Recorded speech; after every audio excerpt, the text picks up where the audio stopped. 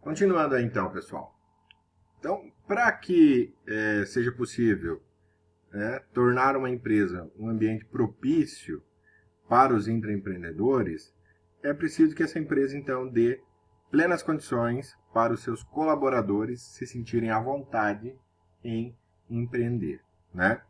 Então, o primeiro passo para o intraempreendedor é entender os limites que a organização coloca, né? Então, saber, né, qual é a organização, como ela funciona, né, quais são as suas metas, quais são os seus objetivos, qual a sua visão, né, de futuro, qual é a missão da empresa. Então, entender qual é o objetivo, né, e como a empresa trabalha. Então, a empresa também ela deve capacitar a sua equipe, mostrar, né, indicar para os seus colaboradores que eles têm uma certa liberdade para buscar novas soluções, né, e sugerir essas soluções. Então, capacitar a equipe, treinar, fornecendo conhecimento para que os seus colaboradores possam, então, pensar a empresa para o futuro, né? Criar um ambiente, então, ideal para a inovação, né? Dependendo da modalidade de empresa, né? Do ramo de atuação, dependendo do mercado onde essa empresa atua, ela deve buscar, então, criar esse ambiente ideal para a inovação, né? Seja um momento para os colaboradores pensarem soluções, né? Seja um incentivo financeiro, né? Seja criando uma competição entre os colaboradores, enfim, ela, né, dentro dos seus parâmetros, ela precisa então proporcionar este ambiente ideal para inovação, tá? Além de capacitar a equipe de colaboradores, capacitar os gestores e diretores sobre o processo de inovação. Então, quem está à frente dessa empresa também precisa entender como funciona o processo de inovação, né? O que é necessário para aquela empresa inovar. Então, esses gestores e os diretores da empresa, eles também precisam estar alinhados, né? Se é o que a empresa realmente quer, né? Fomentar o intraempreendedorismo, então ela precisa ter, né, as suas lideranças bem esclarecidas a respeito desse assunto. Tá joia? Então, o intraempreendedorismo, pessoal, ele é o ato de empreender dentro de uma organização, tá? De torná-la mais competitiva, de melhorar os seus processos, melhorar os seus produtos e buscar atrair e reter também os melhores colaboradores, evitando que eles se tornem talvez seus concorrentes ou que talvez eles levem as ideias deles, né, para a concorrência. Então, isso pode acontecer, né? O empreendedor, o intraempreendedor, que é o colaborador, ele tem, de repente, uma ideia, né? Faz uma sugestão ali naquela empresa onde ele trabalha, isso, de repente, não é aceito, cai nos ouvidos, de alguma forma, aí, do concorrente, o concorrente busca esse colaborador e aí utiliza essa ideia dele, quem sabe aí, dando uma alavancada na empresa e deixando a empresa na qual aquele colaborador trabalhava para trás aí no ranking das posições da disputa de mercado. Tá, pessoal?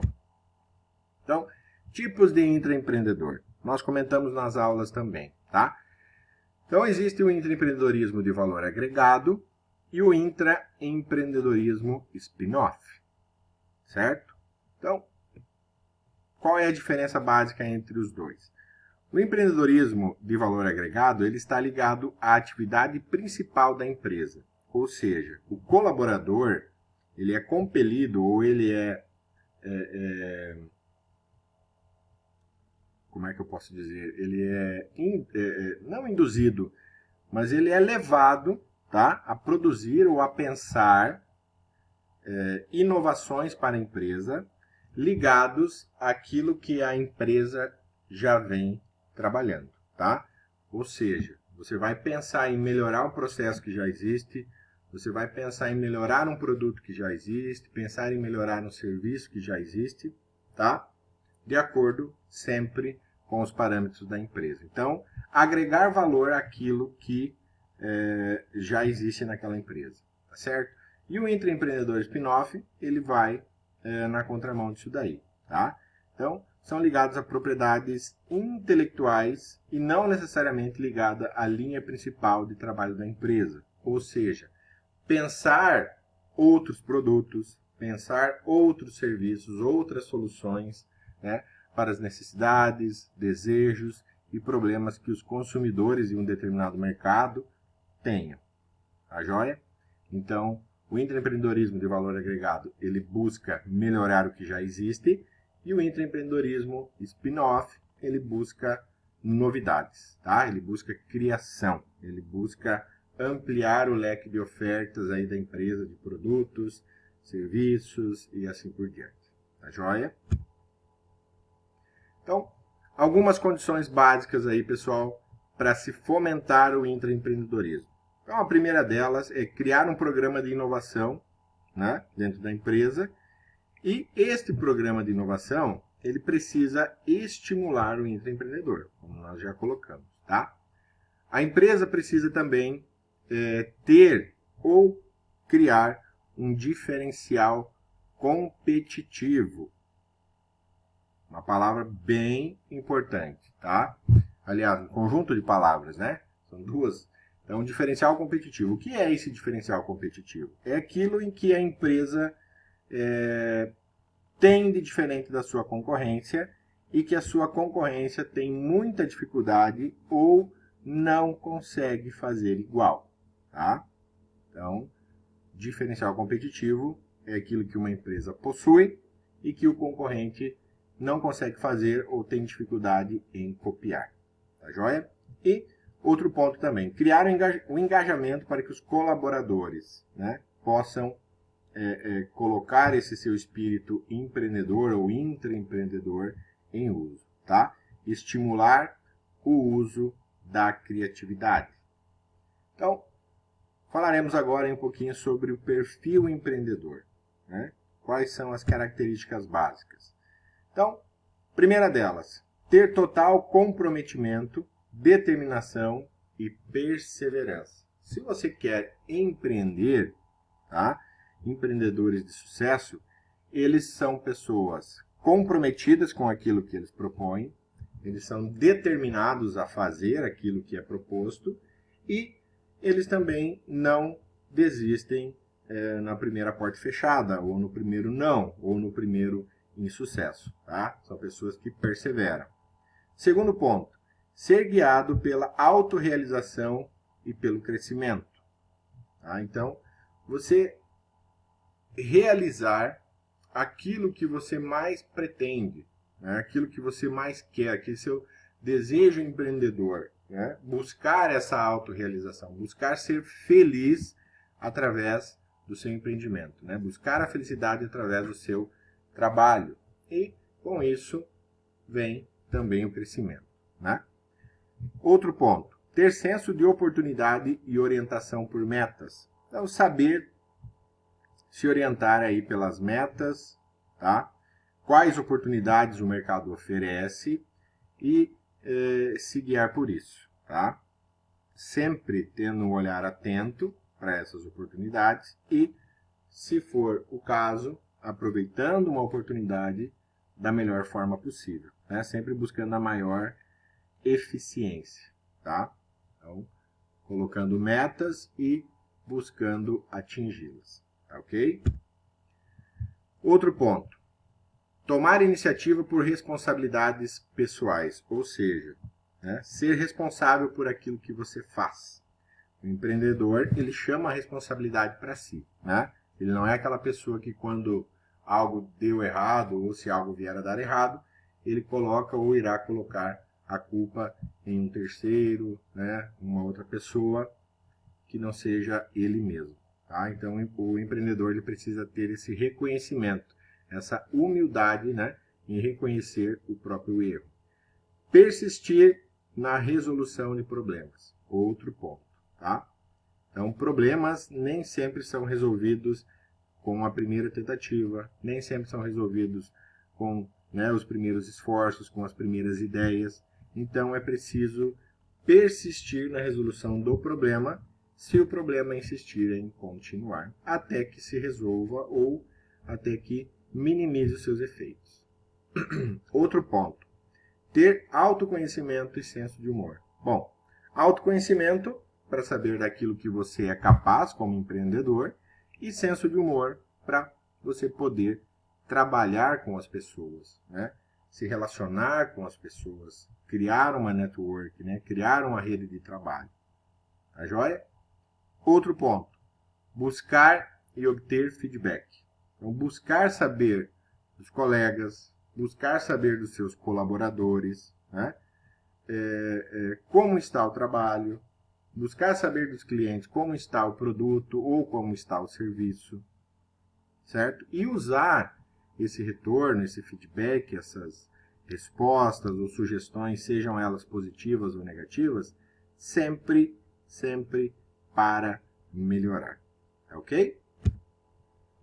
Seguindo aí, outro ponto, atribuir a si próprio o seu desempenho, ou seja, se você fez, é mérito seu, tá? Então, o seu desempenho, tá? Aquilo que você espera de você, precisa ser realizado por você enquanto empreendedor, tá? E não colocar essas responsabilidades ou tarefas sobre os ombros de outras pessoas, tá? Se você fizer isso, o empreendedor estará ou estarão sendo essas outras pessoas, né? E não você. Tá joia? Outro ponto. Demonstrar tolerância ao estresse, à ambiguidade e à incerteza. Então, a gente sabe que em qualquer mercado que uma empresa atue, né, esse mercado é cheio de pontos particulares. Então, vez ou outra, surgirão problemas, situações desagradáveis e que causam estresse, né? Vocês sabem muito bem disso. Então, o empreendedor ele precisa saber tolerar esse estresse, né? E essa incerteza de onde, né, ou para onde o mercado está apontando, para onde é que o mercado está se direcionando. Tá joia? Outro ponto, procurar correr riscos moderados, tá? Nem riscos muito baixos e nem riscos muito altos. Porque se você não arriscar muito, você também provavelmente não terá um resultado tão satisfatório quanto espera. E se você arriscar demais, né, corre-se então o risco de errar demais também. Então, a pedida aí é sempre moderar quando a questão é correr riscos. Se você correr um alto risco e se der bem, parabéns, né? Colheu grandes frutos, grandes resultados, mas também pode vir aí um tombo muito grande. Então, sempre procurar moderar na hora de correr riscos, tá? Ter pouca necessidade de status e de poder. Ou seja, não ser aquela pessoa que tenha necessidade de ser reconhecida, né, pelo que fez, ou de dominar a sua empresa, a sua organização. Tá? Então, delegar poderes, dar o crédito às devidas pessoas pelo trabalho que elas realizam, né? Mas você, enquanto empreendedor, fica aí como um coordenador, né? Como um incentivador geral aí dos seus colaboradores. Tá? Outro ponto, ser íntegro e confiável, então, ser uma pessoa de bem, né? Ser decidido, urgente e paciente, então, saber aquilo que tem que ser realizado agora e saber aquilo que pode ser realizado mais para frente, daqui um pouco, tá? Então, ter esse entendimento também é extremamente essencial. Saber lidar bem com o fracasso e ser formador de equipes, né? Saber escolher quais as peças, né, ou quais profissionais você gostaria ou traria para trabalhar com você com base, né, nas suas competências e habilidades. É sempre bom a gente poder trabalhar e contar com pessoas que tenham conhecimento naquilo em que elas se propõem a fazer.